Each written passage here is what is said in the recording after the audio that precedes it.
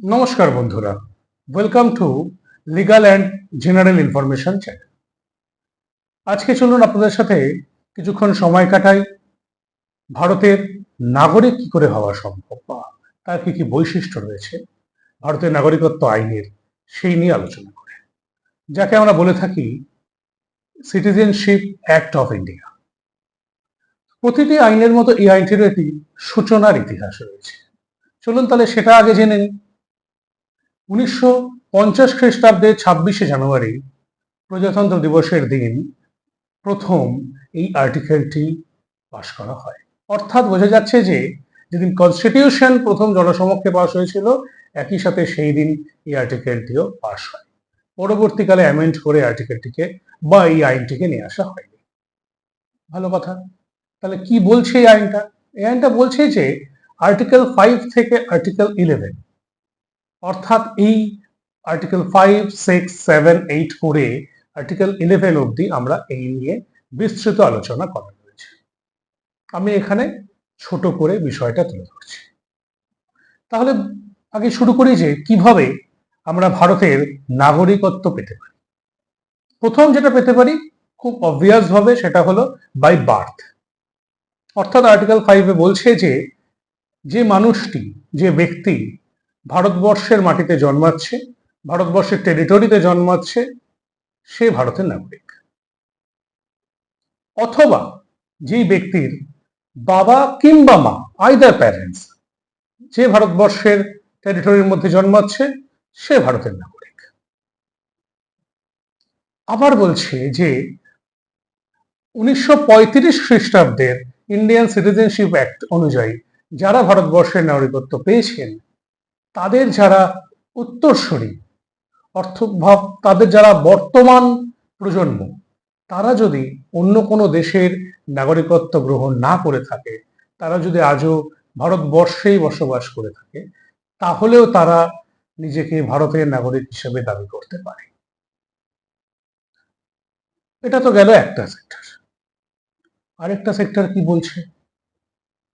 যে যারা migrated from Pakistan আর বাংলাদেশ, তারাও কিন্তু ভারতের নাগরিক।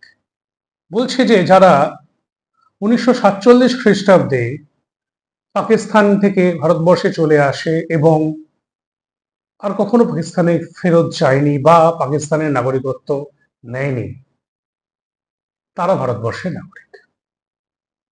শুধু তাই নয়, বলছে যদি কোনো মানুষ শিক্ষার জন্য, চাকরির জন্য, চিকিৎসার জন্য বা বিবাহের কারণে বিদেশে গিয়ে সেটেলড হয়ে যায়, কিন্তু বিদেশের নাগরিকত্ব গ্রহণ না করে, তাহলেও তাকে আমরা ভারতের নাগরিক বলতে পারি।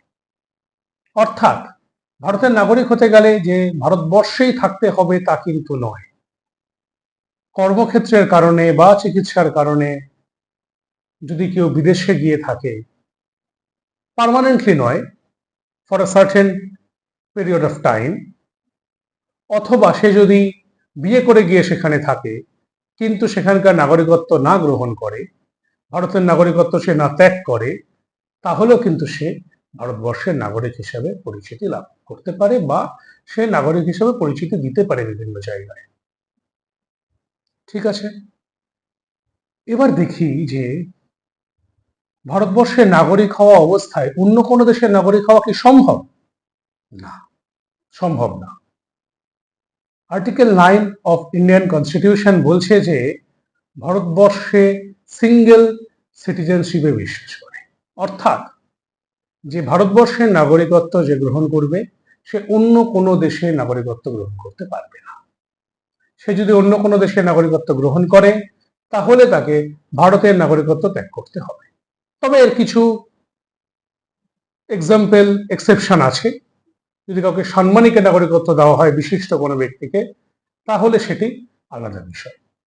এছাড়া সাধারণ মানুষ সাধারণভাবে অন্য কোনো দেশের নাগরিকত্ব গ্রহণ করলে, তাহলে সে আর নিজেকে ভারতের নাগরিক বলে অফিসিয়ালি পরিচয় দিতে পারবে না। আচ্ছা, ছোট্ট করে জেনে নিই যে এই নাগরিকত্ব দেওয়া বা নাগরিকত্ব নিয়ে নেওয়া, এটি মূলত কার অধিকারের মধ্যে পড়ে। যদিও এটি খুবই জটিল বিষয়, তবে খুব ছোট্ট করে বলতে গেলে বলতে পারি যে পার্লামেন্টের এই অধিকারটি আছে কোনো ব্যক্তির নাগরিকত্ব কেড়ে নেওয়ার, যদি সেই মানুষটি উপরে যে ঘটনাগুলি বলা হয়েছে সেই ঘটনাগুলির একটির সাথেও ম্যাচ না করে। তাহলে আমরা আজকে জানলাম ছোট করে ভারতবর্ষের নাগরিকত্বের আইন। অতএব আমরা জানতে পারলাম যে কারা কারা নিজেকে ভারতবর্ষের অফিসিয়াল ভাবে নাগরিক বলে পরিচিতি দিতে পারবে আর কারা কারা পারবে না। আগামী দিনে আগামী ভিডিওতে আমরা অন্য আরো একটি টপিক নিয়ে আমরা আলোচনা করব।